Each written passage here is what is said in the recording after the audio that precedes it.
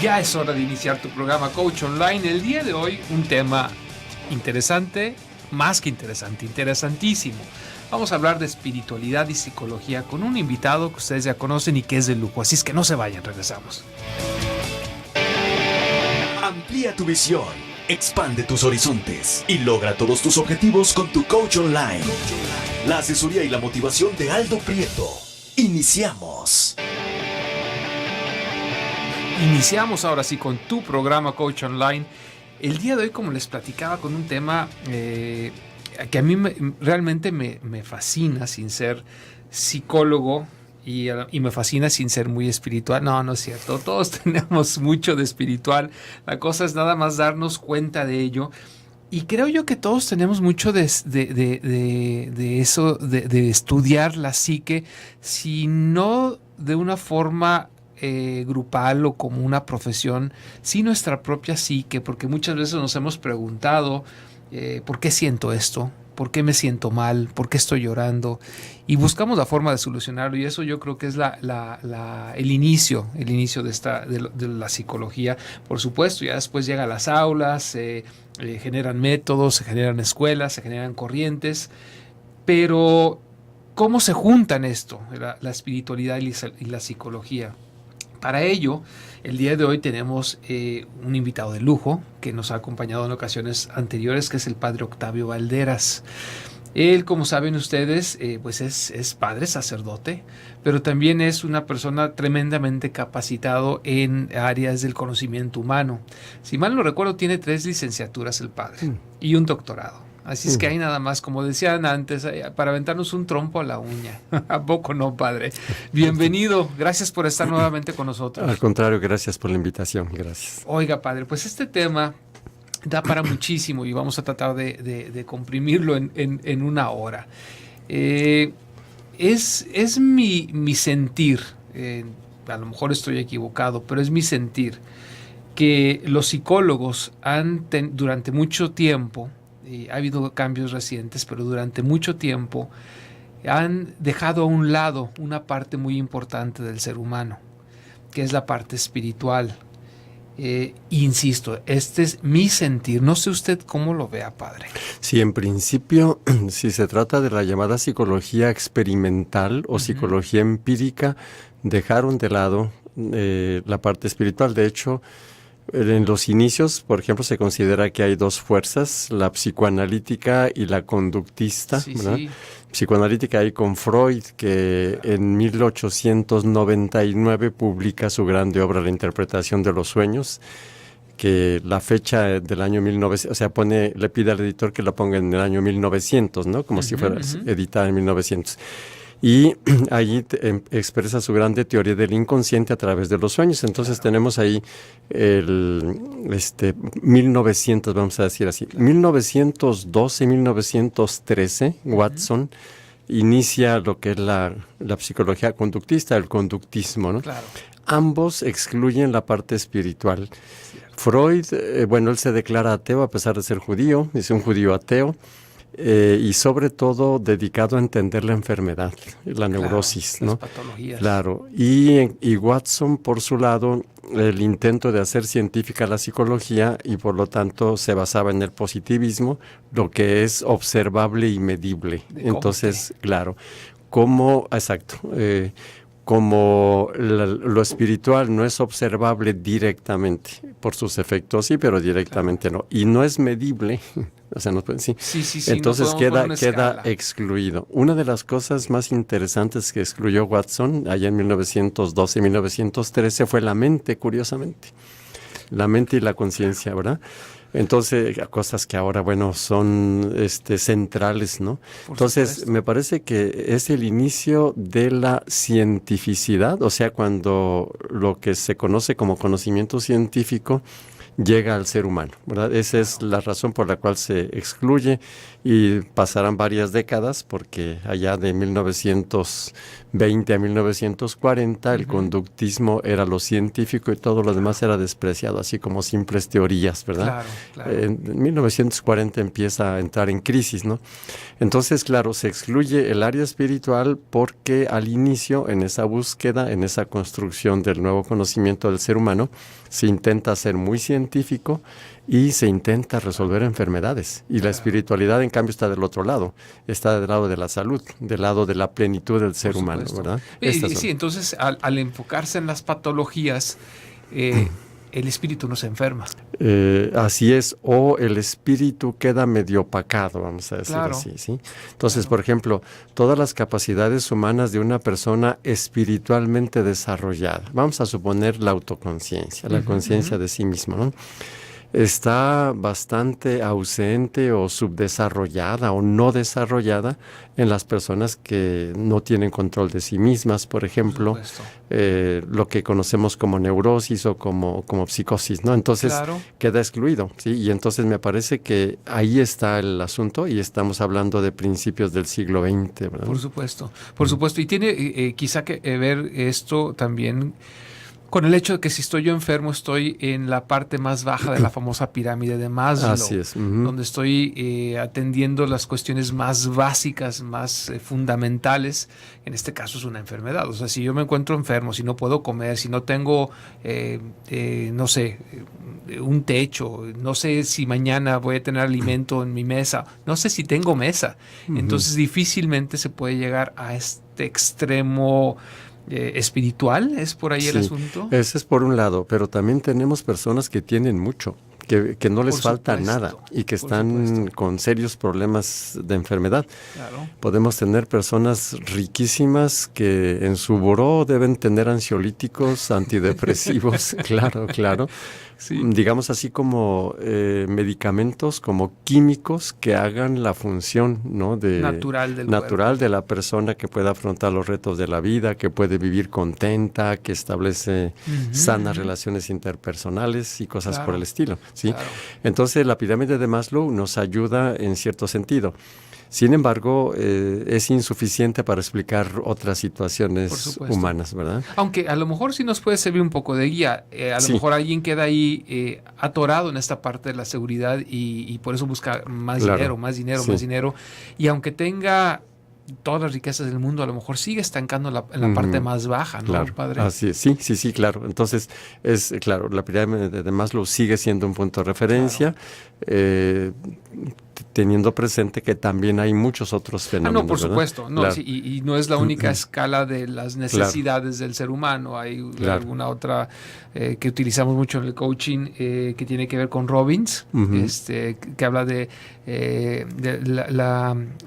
las diferentes necesidades, y ya no se enfoca tanto en una escala como, por decirlo así, evolutiva. Nos tenemos que ir a un corte, padre. Voy a recordar los teléfonos en cabina por si gustan comunicarse, que son el 31 22 11 90 y 36 47 18 83. Vía WhatsApp se pueden comunicar con nosotros al 331 019 0712. Se los voy a repetir, 331 019 0712. Este es tu programa Coach Online. No te lo puedes perder, así es que regresa a acompañarnos. Estamos hablando de espiritualidad y psicología con el padre Octavio Valderas. Vamos a la pausa y regresamos.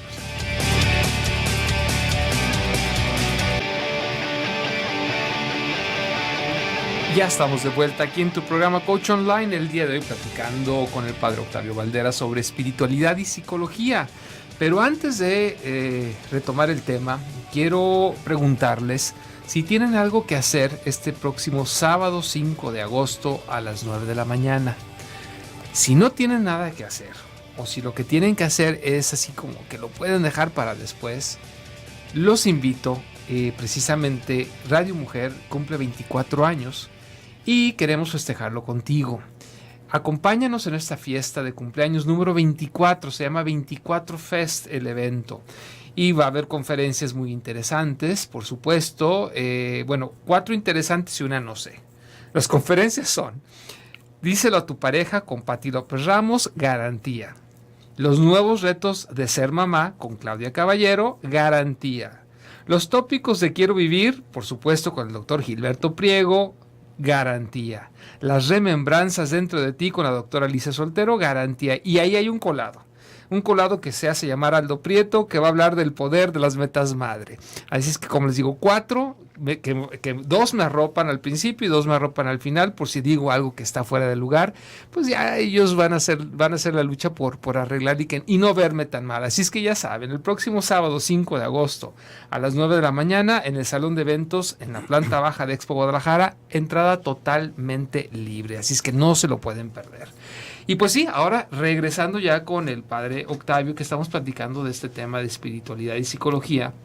Y entonces, haciendo un poquito de historia, nos comentaba pues que sí hubo una decisión, hubo una separación en esta área del conocimiento, que es la psicología, con la espiritualidad. Y si me voy más atrás, padre, cuando, por ejemplo, los sacerdotes fungían como psicólogos. Sí, en realidad lo que sucedió así en términos históricos es que está la venida de Jesucristo, está el Antiguo Testamento, toda la sabiduría judeocristiana. Sí. Y por otro lado estaba la filosofía griega, que no era cristiana, claro. Aristóteles, Sócrates, etcétera. Y ambos, digamos que la Biblia, por un lado, hablando del crecimiento del ser humano hacia Dios, que se concretizaba en la caridad, en el amor y en la humildad, la pobreza de espíritu, la sencillez. Hoy diríamos la transparencia y la capacidad de amar.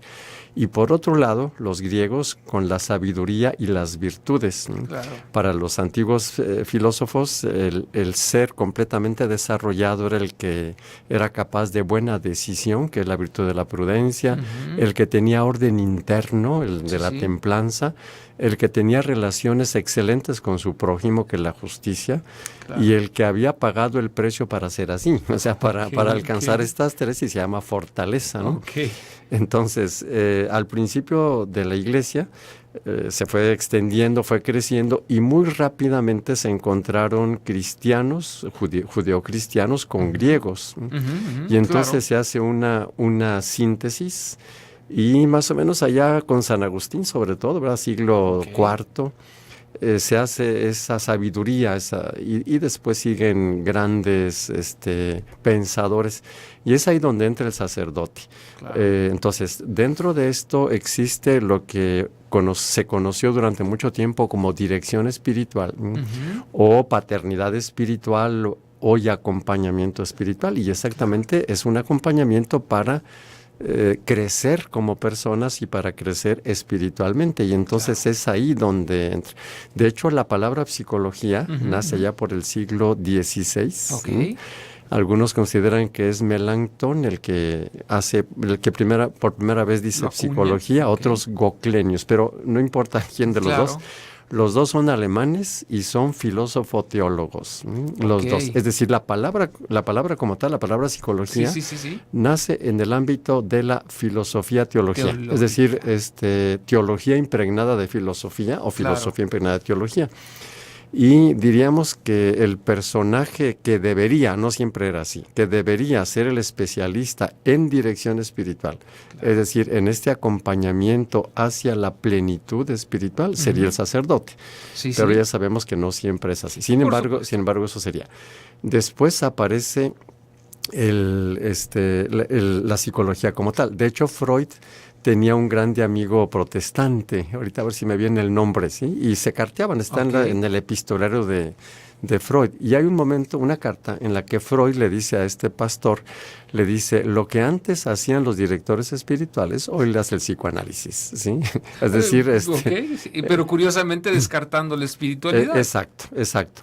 Pero lo dice sobre todo en cuanto a método, porque la dirección espiritual apareció en los monasterios antiguos, en los monjes antiguos.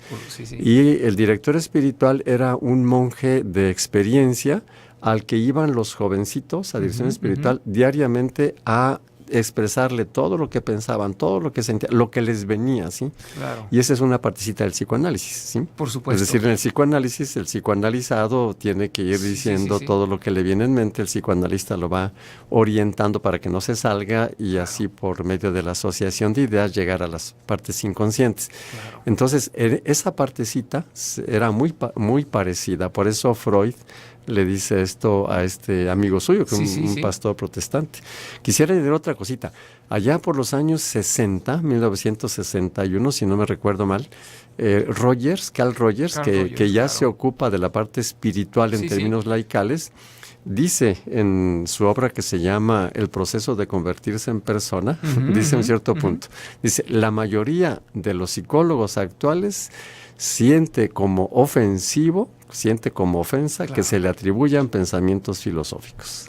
A ese grado llega. Es decir, la filosofía y la espiritualidad que implica era considerada de veras como algo de descartar, ¿no? Y que se le atribuyera a un psicólogo, eso era ofensivo. Eso lo dice Rogers en su obra que se llama El proceso de convertirse en persona. Y de hecho es algo que está ocurriendo actualmente también en una especie de, no sé si será autodefensa o qué esté sucediendo, que la psicología surgiendo de la filosofía, eventualmente y ahora,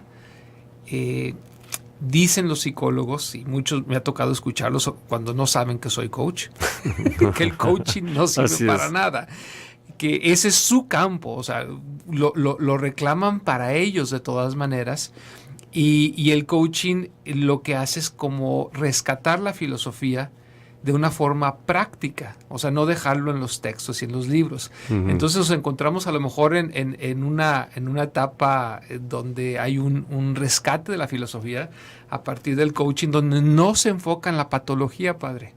Se enfoca en la funcionalidad, en la practicidad de la vida cotidiana a través de un correcto pensamiento. Y ahí nuevamente, ahora no obviamente no Freud, pero otros psicólogos también dicen exactamente lo mismo del coaching. No, de hecho, ya en los años 60, con Rogers, Maslow, etcétera, se ocupan de la salud. O sea, Maslow muere en 1970. Y él ya había iniciado todo un camino de investigación sobre el desarrollo personal, no sobre la solución de problemas. Fue sobre todo Freud y los primeros psicoanalistas. Y no todos, ¿no? Por ejemplo, si rescatamos a Jung, si rescatamos a Adler, por ejemplo, ya tenían esa inquietud.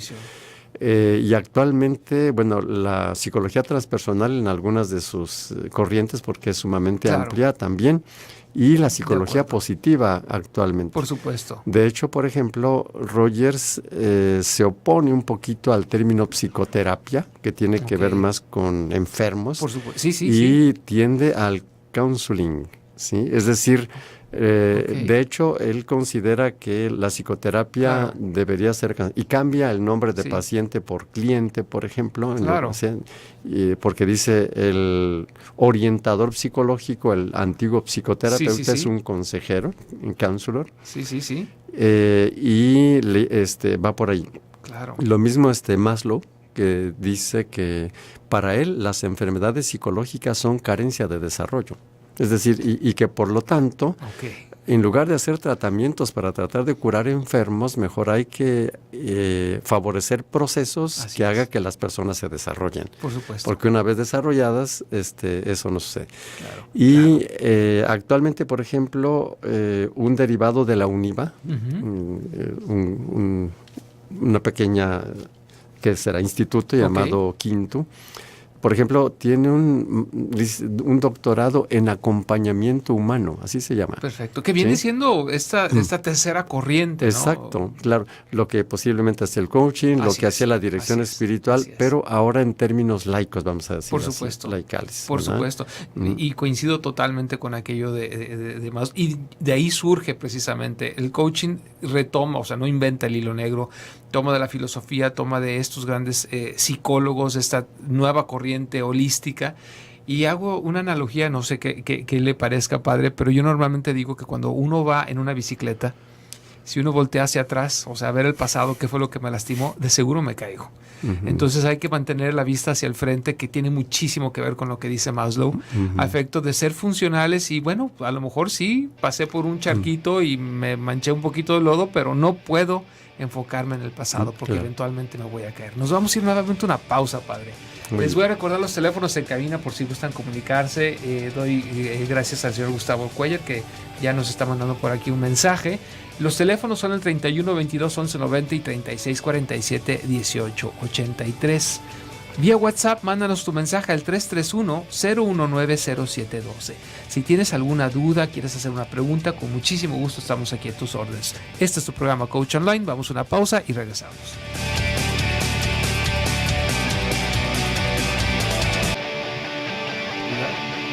Ya estamos de vuelta aquí en tu programa Coach Online y estamos platicando con el padre Octavio Valderas de espiritualidad y psicología. ¿Y por qué es importante? ¿Por qué quisimos traer este tema a colación? Sabemos nosotros que los psicólogos tienen un rol muy importante y han tenido un rol más importante en los últimos tiempos, porque de alguna o de otra manera creo que vivimos demasiado rápido y es difícil asimilar ciertos procesos. Por otro lado, somos una sociedad, creo yo, que no nos gusta aceptar responsabilidades y es tan fácil echarle la culpa a la mamá y al papá. Y pues por supuesto vamos con el psicólogo para que nos avale que nuestra mamá tuvo la culpa porque me aventaba de chanclazos. Creo que por ahí tiene que ver, pero la cuestión es de que en muchas ocasiones hacemos a un lado una parte vital del ser humano. El ser humano se puede dividir en las partes o en las secciones o en los compartimentos que tú gustes. Pero definitivamente es una persona física, es una persona mental y es una persona espiritual. Si nosotros nos quedamos a nivel físico, que somos especialistas en estos tiempos de casi hacerle culto al cuerpo y hacemos ejercicio y nos ponemos a hacer dietas, perfecto, eso es bueno, pero si nos quedamos ahí hay un problema. Si nos quedamos exclusivamente a nivel mental, donde sí hay que comprender, hay que asimilar, hay que echar a funcionar la ardilla que está corriendo ahí en la cabecita, me parece claro. Pero si descartamos una parte que el ser humano, como nos decía el padre, no necesariamente apoyado por un método científico draconiano, sino por un método científico experimental que todos vivimos y reconocemos en nosotros una parte espiritual, aún los ateos reconocen tener una parte espiritual, entonces, ¿por qué no integrarlo a una de las grandes áreas del conocimiento humano como es la psicología? Y esto pues está haciendo en los últimos tiempos y esto se hace con esta corriente que ya empieza, terapias de tercera generación que ya ni siquiera quieren llamarse terapias, con la psicología transpersonal que tiene muchísimo que ver con todo esto. Y es parte de lo que nos está platicando el padre. Entonces nos quedamos en que viene un cambio, por decirlo así, con las nuevas corrientes, ¿no? Sí, claro. Las antiguas mostraron sus límites. Al principio mostraron sus ventajas. Por ejemplo, está muy claro que allá por los años 1920, un poquito antes, y hasta 1940, los conductistas, es decir, los estrictamente científicos de lo visible y lo medible, eran los más, los que tenían más autoridad, porque iban logrando conocimientos reales. Sí. El problema es cuando ya se les acabó eso, es decir, cuando ya lograron un tope de este tipo de conocimientos, entonces es donde quedan muchos aspectos de la persona humana, digamos que no se sabía qué hacer con ello. Por ejemplo, decía, Watson negó la mente, la existencia de la mente, ¿no? Porque no era tangible. Exacto. ¿Dónde está la mente? Claro. Sí, puedes ver dónde está el cerebro, claro, pero la mente no. Entonces, como no era medible ni visible, por lo tanto no era científica, entonces queda descartada. A lo que llegan los extremos. Exacto, claro. Sí. Y precisamente por esos años, allá por 1932, Frederick Bartlett, por ejemplo, un inglés, aquí la Universidad de Cambridge en Inglaterra es fabulosa, es importantísima. Sí. empiezan a hacer otro tipo de experimentos, ¿no? Para deducir, porque aquí no se puede observar directamente, ¿no? Para deducir el funcionamiento de eso, que hoy llamamos mente, ¿no? Que no es observable y que puede explicar las diferencias entre estímulo y respuesta. De hecho, por ejemplo, el conductismo medía estímulo, que era visible el estímulo, y la respuesta que era visible. Claro, física. ¿Qué hay en medio? Claro. O sea, cómo se elabora el asunto, ¿verdad? Y entonces en Europa, sobre todo en Inglaterra, empieza a desarrollarse algo que estaba medio en la penumbra, ¿no? Porque estábamos como muy americanizados, ¿no? Entre lo que sucede en Estados Unidos, bueno, y en Austria, Alemania, pero en Inglaterra casi nada. Y entonces empieza esto que hoy se llama ciencias cognitivas. Claro. Es una nueva ciencia, la ciencia cognitiva o ciencias cognitivas, que no son materiales. Un programa de computadora, por ejemplo, ¿dónde está? Claro. Podemos ver el chip, igual que podemos ver el cerebro, pero el programa, ¿verdad? Y los procesos. Exacto. Si tú bajas una aplicación a tu celular, ¿de dónde la bajas? ¿Dónde anda la aplicación? Claro. ¿No? ¿Cómo llegó? O sea, no hay cables, no hay nada, ¿sí? Y no por ello no existe. Exacto. Entonces, la misma ciencia, curiosamente, tuvo que entrar en cosas no tangibles, no visibles, ¿no? Claro, y a pesar de que no son visibles, relativamente medibles, o sea, son controlables por medio de aparatos, ¿no? Pero, o sea, por medio de dispositivos. Pero ¿dónde está? ¿De dónde viene? ¿Sí? Claro. Que tú ahora vas a guardar las cosas en la nube. ¿Dónde está la nube? Sí, la nube... Claro. Pues es una palabra que es una metáfora, porque vemos las nubes, pero no está en ninguna nube de las que va a llover. Por supuesto. Claro. Y de hecho, eso empieza a suceder también a nivel neural. O sea, donde a final de cuentas ya los neurocientíficos que antes así todos coincidían de forma unánime en decir, bueno, la capacidad de la memoria se encuentra en tal lugar. Hoy en día no. Exacto. Hoy en día dicen que son patrones de interferencia donde se encuentra la memoria. Entonces todavía se lo ponen todavía más intangible. Exacto, muy intangible, claro. Sí. Y esto naturalmente que ya existía mucho antes de que existiera la ciencia, ¿no? Claro. Es decir, este tipo de tecnología, lo que es la física cuántica y todo ese asuntito, pues como ciencia llega muy tarde, tiene muy poquito tiempo. Pero Dios lo había creado, pues, no sé, tan solo el cerebro humano, ¿verdad? Que tiene, así como lo tenemos ahora, 1 millón de años y varios millones, que ya era muy parecido y muy cercano. Claro. Existía todo esto, pero pues no había ciencia, ¿no? Entonces, otra cosita que se deduce de lo que estamos diciendo ahora, con la aparición de la psicología científica, es que empezamos a ver los límites de la ciencia. Claro. O sea, la ciencia fabulosa, yo aprecio mucho lo científico pues si me he puesto a estudiar académicamente y para hacer una tesis doctoral, pues hay que ser científicos, ¿verdad? Claro.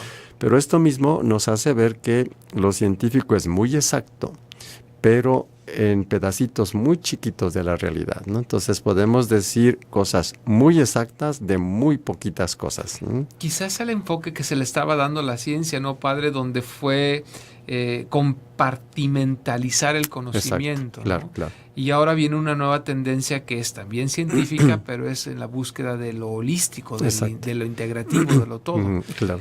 Por eso es que coincidimos de que la ciencia es importantísima, sobre todo por esa búsqueda de la verdad, ¿no? Así es, claro. Ahora, por ejemplo, lo cibernético, ¿no? El hecho de decir, anteriormente la imagen que nos habíamos hecho era que había causa y efecto en modo lineal, ¿no? Sí. Resulta que la cosa ahora es multicausal, o sea, y además circular, ¿no? Sí. O sea, los circuitos se alimentan solos, se retroalimentan. Los sistemas se alimentan solos, así es.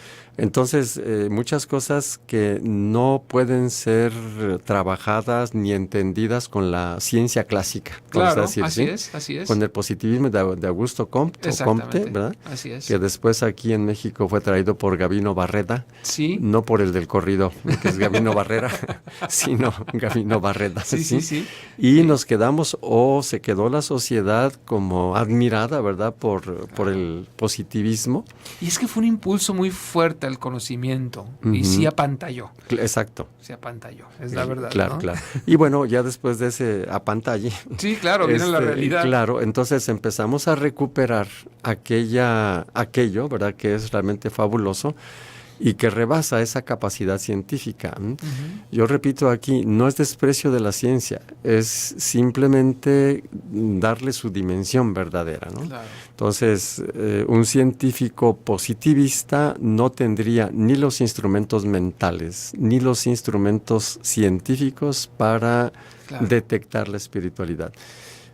Ahí se requieren otras ciencias, y digo ciencias, aunque no sean positivas, ¿verdad? Claro. No sé, yo veo como que el corte está llegando, pero podríamos ver de dónde viene la palabra ciencia, ¿verdad? Adelante, por favor. Sí, la palabra ciencia viene del latín, el verbo es scire, conocer. Sí. Y ciencia es conocimiento. Perfecto. Por lo tanto, la palabra ciencia es conocimiento. Claro. Y esa es usada la palabra ciencia desde antes de Cristo. Por supuesto. Aristóteles, por ejemplo, cuando habla de conocimiento científico, lo que está señalando es un conocimiento estrictamente racional. Es decir, que respete las leyes de la razón, de la lógica y la observación de los fenómenos. Claro. No, después, con Galileo, allá siglo XVI, hay una pequeña novedad que son los instrumentos científicos. Es decir, con un telescopio a medir la realidad. y además a través de instrumentos materiales, telescopio, microscopio, lo que tú gustes, se llega a detectar fenómenos más allá de los sentidos. Claro. ¿Sí? Y entonces es ahí donde la palabra ciencia se la apropian quienes tienen este tipo de conocimiento, pero no la inventan. Y claro que no aparece en el siglo XVI. Y de hecho, yo creo que el problema de los científicos ocurre cuando su ego crece tanto y dicen yo tengo la verdad absoluta. Exacto. Y dejan de ser científicos. Claro. Nos vamos a ir a una pequeña pausa comercial y vamos a regresar ya al último segmento. El tiempo se va volando. Recuerdo teléfonos en cabina que son 31 22 11 90 y 36 47 18 83. Vía WhatsApp mándanos un mensaje al 331 019 0712. Este es tu programa Coach Online. Soy tu amigo el arquitecto Aldo Prieto. Nos vamos a una pausa y regresamos.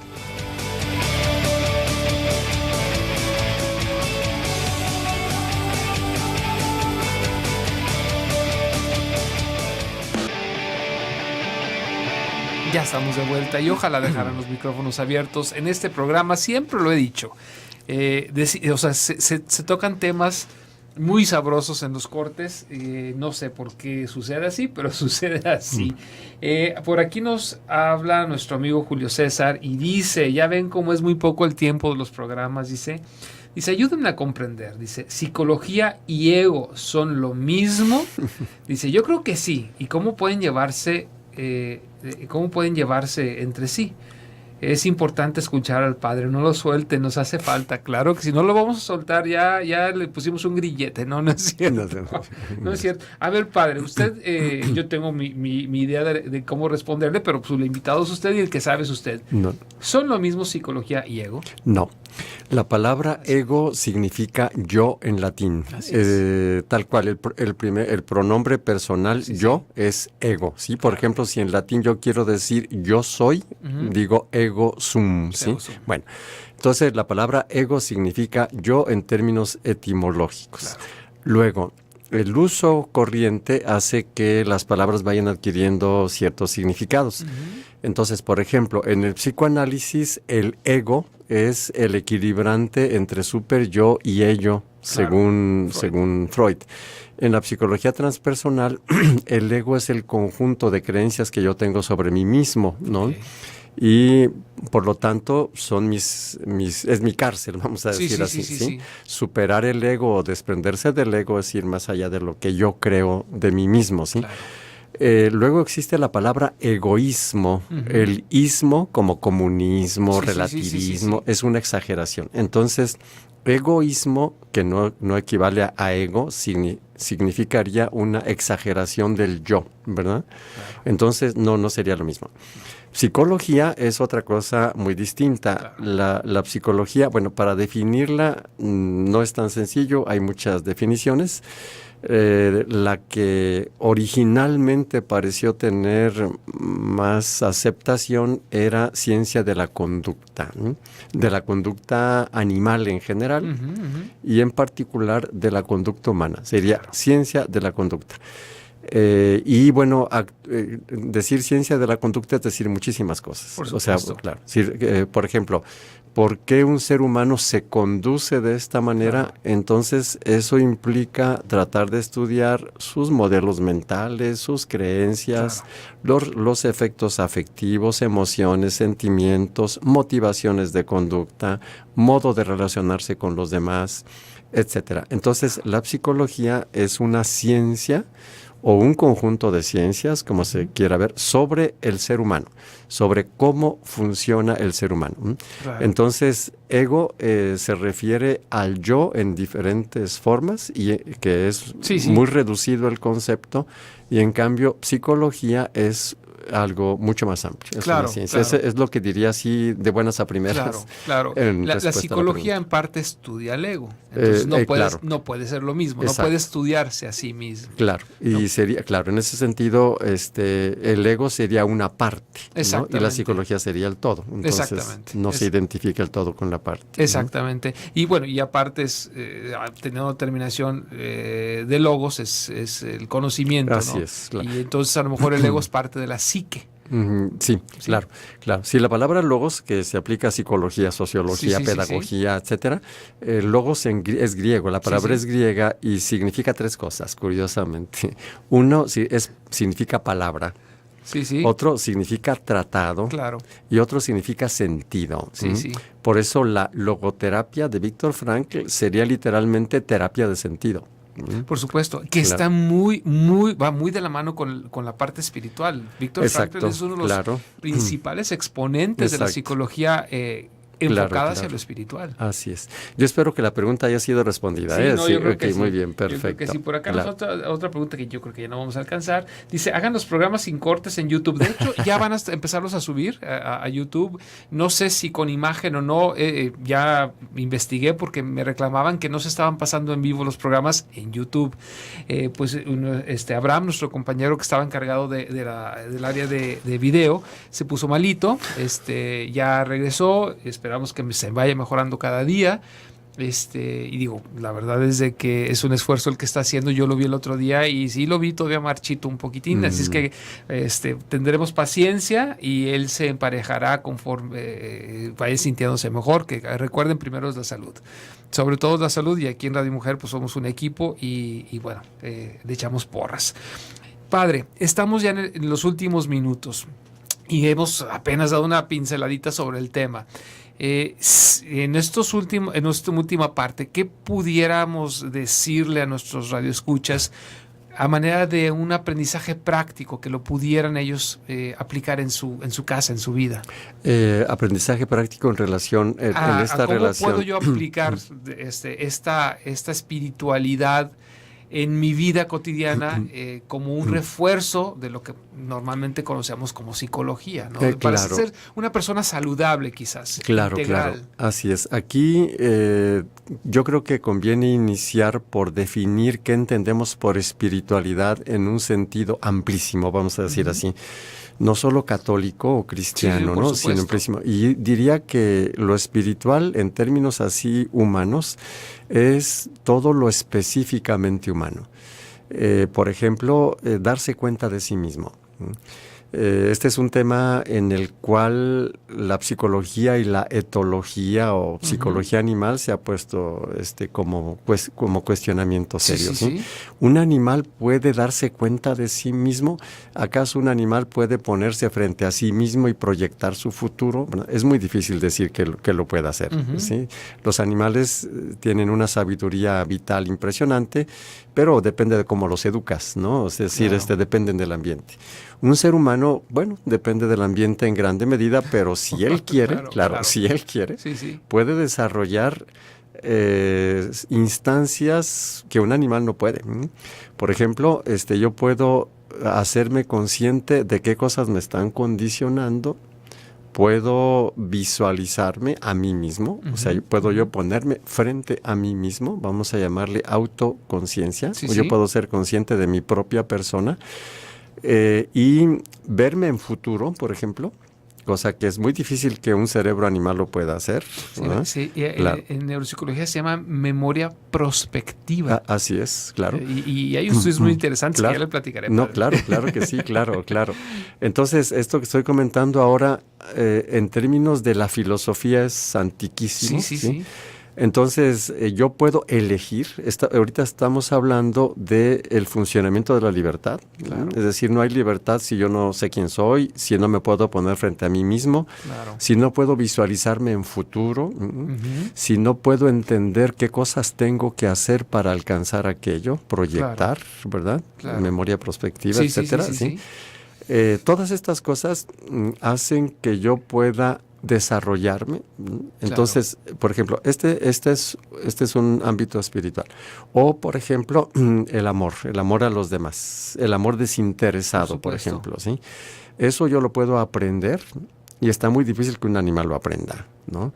Y entonces, yo puedo darme cuenta del regalo de la vida, de la sobreabundancia de vida. O sea, Dios me dio más vida de la que necesito. La puedo medio echar a perder y no me muero, ¿verdad? Pues claro, una persona que anda ahí en la cantina, claro, que fuma, etcétera. Claro. O sea, tiene vida de sobra. Sí. Yo puedo hacerme consciente de que tengo vida de sobra. Puedo decidir regalarla a mi prójimo con serenidad porque sobra, ¿sí? Claro. Y entonces hacer actos generosos solo porque yo lo decidí hacer, ¿sí? Y cosas puedo aprender más, claro. O sea, puedo dedicarme a cosas bellas realmente, valiosas, culturales, sí. ¿No? Todo esto son instancias espirituales muy sanadoras, ¿no? Y ya se sabe que la persona que aprende a amar a su prójimo real, o sea, claro. que no el amor tontito o el apego o la codependencia, claro. Sí, o la adicción al amor, claro. Sino así, es una persona que por hacer eso se sana. Sería interesante, claro. Quizá la próxima vez, claro. Dentro de un mes o menos, claro. Hablar sobre este asuntito, ¿verdad? ¿Por qué el amor sana? Y no el amor que te dan, es el amor que tú das. Sí, claro. Aquí es al revés. Exacto, claro. Podríamos dedicar quizá el siguiente a ver cómo funciona concretamente esto. Y ahí estaríamos aplicando, ¿verdad? Lo que ahorita dijimos en brevísimo, rapidísimo, por pocos minutos. Teórica. Por ejemplo, podría, claro, desarrollarse en un tema preciso que sería ese, ¿verdad? Me encanta, ya está anotado y está comprometido.